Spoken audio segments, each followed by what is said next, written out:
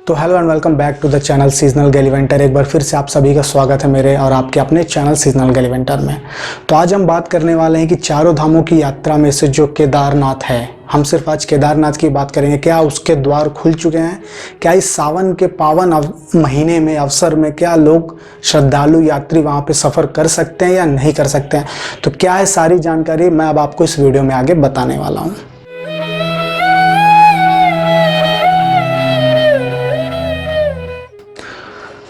तो इस कोरोना महामारी के बीच जैसा कि हम सभी को मालूम है कि जो 8 जून अभी निकला है, उस समय से उत्तराखंड सरकार ने अपने स्टेट वालों के लिए, अपने राज्य वालों के लिए सभी धार्मिक स्थल खोल दिए थे। हालांकि उत्तराखंड ही नहीं, हमारे भारत के सभी जगह पे, सभी राज्यों में 8 जून से सभी धार्मिक स्थल ओपन हो चुके थे। लेकिन हम बात जो कर रहे हैं चार धाम में से हमारे केदारनाथ की, भोले बाबा की नगरी के बारे में हम बात कर रहे हैं।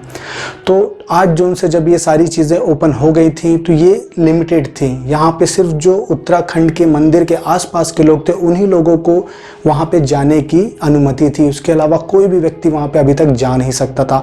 तो जैसे ही अपना 1 जुलाई को अनलॉक लगने के बाद से गवर्नमेंट ने ये फैसला लिया कि केदारनाथ के अन्य जितने भी स्टेट्स के अंदर जितने भी ज़िले आते हैं उन सभी ज़िले के व्यक्ति या फिर यात्री लोग, वो लोग जाके वहाँ पे अपना दर्शन वगैरह सारा कुछ ऐसा कर सकते हैं। और अभी सिर्फ ऐसा है कि वहाँ उत्तराखंड के सिर्फ जो नागरिक हैं, जो उत्तराखंड के नागरिक है, सिर्फ वही व्यक्ति ही वहाँ पे जाके सफ़र कर सकते हैं, वहाँ पे जाके यात्रा दर्शन कर सकते हैं। उसके अलावा कोई भी अन्य राज्य के लोग नहीं जा सकते।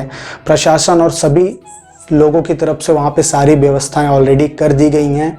और दिक्कतें ये भी थी कि कोरोना महामारी की वजह से जो कि बद्रीनाथ और केदारनाथ सभी चार धाम यात्राओं के जो मेन पीक टाइम्स हैं, पीक मंथ हैं, जिसमें सबसे ज़्यादा लोग आते थे, वो महीना है मई से जून का।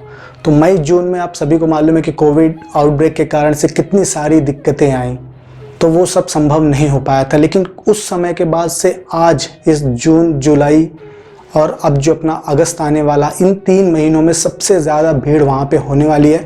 लेकिन दिक्कत और परेशानी प्रशासन को इस चीज़ की भी उठानी पड़ेगी क्योंकि कोविड आउटब्रेक में लोग वहाँ से आएंगे। तो अभी जैसा कि मैंने आपको बताया है कि सिर्फ उत्तराखंड रीजन वालों को ही वहाँ पे जाने की अनुमति है। वो अपना कुछ ID प्रूफ दिखाएंगे जो उत्तराखंड का ही होगा। तो सिर्फ उन्हीं व्यक्तियों के लिए अभी दर्शन के द्वार खुले हुए हैं, सिर्फ और सिर्फ उत्तराखंड वालों के लिए। तो मैं अब आपको बताने वाला हूं कि कैसे आप उत्तराखंड जाने के लिए, केदारनाथ जाने के लिए आप रजिस्ट्रेशन कर सकते हैं, बशर्ते अगर आप उत्तराखंड के नागरिक हैं। तो कैसे आप आपका ई-पास ऑनलाइन बुक कर सकते हैं? बुकिंग करने के लिए आपको आपके लैपटॉप या मोबाइल फ़ोन पे आपको टाइप करना होगा badrinath kedarnath.gov.in। आप देख सकते हो इस तरीके से आप करते हो तो उत्तराखंड चार धाम यात्रा का ये आपको ऑफिशियल वेबसाइट मिल सकता है। आप इस पर क्लिक करोगे। इस पर क्लिक करने के बाद आप देखो, आपको यहाँ पे तुरंत दिखेगा नोटिफिकेशन आता है एक पॉपअप के साथ, जिसमें बताया जाता है कि चार धाम यात्रा 1 जुलाई 2020 से खुल चुके हैं। और इसमें 3 कुछ पॉइंट्स बताया, जिसमें सबसे पहला बताया है कि रजिस्ट्रेशन के पहले ये चीज़ ज़रूरी, मतलब जानकारी है जो आपको मालूम होना है कि आपका जब सक्सेसफुल रजिस्ट्रेशन हो पाएगा तो ही आपको यात्रा का ई-पास आपको मिलेगा और तब जाके आप ऑथोराइज्ड होंगे मंदिर दर्शन के लिए। दूसरा बताता है रजिस्ट्रेशन ऑनलाइन करने के लिए आपको यहाँ क्लिक करना पड़ेगा, फिर डाउनलोड करने के लिए ई-पास के लिए यहाँ क्लिक करना पड़ेगा। तीसरा पॉइंट ये बता रहा है कि कोविड-19 के गाइडलाइन के हिसाब से अभी सिर्फ और सिर्फ यात्रा करने वाले जो व्यक्ति हैं, जैसे कि मैंने आपको पहले बताया था, वो सिर्फ उत्तराखंड स्टेट वाले ही होंगे। उसके अलावा अन्य स्टेट, अन्य राज्य के लोग नहीं जा पाएंगे। और यदि आपको अन्य किसी तरीके से प्रसाद या पूजा पाठ आरती कराना है तो उसके लिए भी आपको यहाँ पे ऑनलाइन बुकिंग कर सकते हैं, जिस पे ये तीसरी नंबर पे ये लिंक दिया हुआ, आप इसके थ्रू यहाँ पे करा सकते हैं विदाउट फिजिकल प्रेजेंस। मतलब आप वहाँ पे फिज़िकली मौजूद नहीं होंगे, ये किसी के थ्रू करा दिया जाएगा और आपको वहाँ से सारा चीज़ फुलफ़िल हो जाएगा। तो रजिस्ट्रेशन करने के लिए हमको सीधे इस पर क्लिक करना है। इसमें क्लिक करने के बाद आप देख सकते हैं ऑनलाइन रजिस्ट्रेशन चार धाम यात्रा के लिए, आई एग्री करो। यहाँ पे इसको पढ़ना एक बार ज़रूरी है आपके हिसाब से। प्रोसीड फॉर यात्रा ई-पास के लिए आप जैसे यहाँ पे क्लिक करते हैं तो उसके बाद आपको यहाँ पे आपका सारा डिटेल फिल करना पड़ेगा। पर्सनल डिटेल में आपका यहाँ पे नाम, पता सब कुछ डालना पड़ेगा। नाम वाम डालने के बाद आपका जेंडर, आधार आईडी आप क्या देना चाहते हैं, फ़ोटो आईडी प्रूफ के लिए फ़ोटो आईडी का नंबर आपको देना है। आपका एक फ़ोटो यहाँ पे चूज़ करके अपलोड करना पड़ेगा जो कि 2 MB साइज़ का होना चाहिए। ये सारी चीज़ किस कंट्री से हैं, किस स्टेट से हैं, और स्टेट आप सेलेक्ट नहीं कर पाओगे कि जैसे कि बोला मैंने उत्तराखंड के लिए, तो सिर्फ उत्तराखंड का ही यहाँ पे ऑप्शन आ रहा है।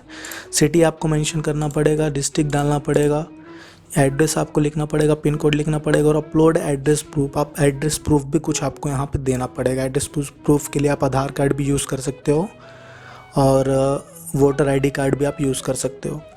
उसको करने के बाद आपके यहाँ पे मोबाइल नंबर डिटेल्स वगैरह आपको डालना है, पासवर्ड वगैरह प्रोवाइड करना है, पासवर्ड कंफर्म करके सारा चीज़ करना है, और प्रोसीड फॉर ई वेरिफिकेशन। और ई वेरिफिकेशन के लिए आपको आगे प्रोसेस कर दिया जाएगा। फिर उसके बाद जब आपका ई वेरिफिकेशन प्रोसेस होने लगेगा तो उसके बाद आपको OTP आएगा, नंबर पे आपको OTP डालना है।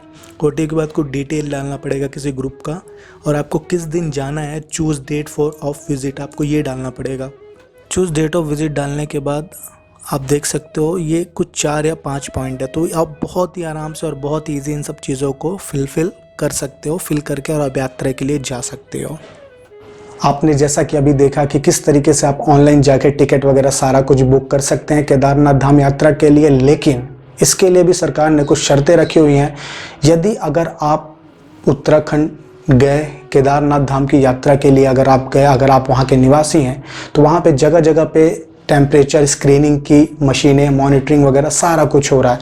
वहाँ पे अगर आपको तेज बुखार, खांसी या किसी भी कोरोना सिम्टम्स अगर आपके अंदर पाए गए तो आपको तत्काल वहाँ से आपको वापस घर भेज दिया जाएगा, आप जहाँ से आए थे।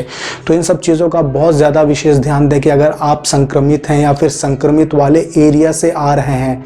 यहाँ पे एक पाबंदी सरकार की तरफ से और लगी है, अगर उत्तराखंड का कोई ऐसा एरिया है जो ऑलरेडी रेड अलर्ट में था, रेड जोन में था, जहाँ पे अभी भी बहुत ज़्यादा संक्रमण कोरोना का वहाँ पे देखने को मिल रहा है, तो उस बीच आप वहाँ पे सफ़र नहीं कर सकते हैं। सफ़र सिर्फ उन्हीं लोगों को करने दिया जाएगा जो ग्रीन जोन एरिया से आ रहे हैं और जिनके अंदर किसी भी प्रकार का कोरोना से रिलेटेड लक्षण नहीं है।